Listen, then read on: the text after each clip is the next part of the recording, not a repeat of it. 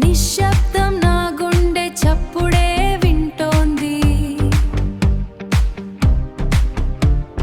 చైతన్యం నా నరాల్లో ఉరుముతోంది. ప్రతి ఉదయం ఒక నిప్పు కణం, దాన్ని జ్వలిస్తేనే నా ప్రపంచం. నిన్నటి నీడను చెరిపేద్దా, నేటి వేగాన్ని చూపిద్దా.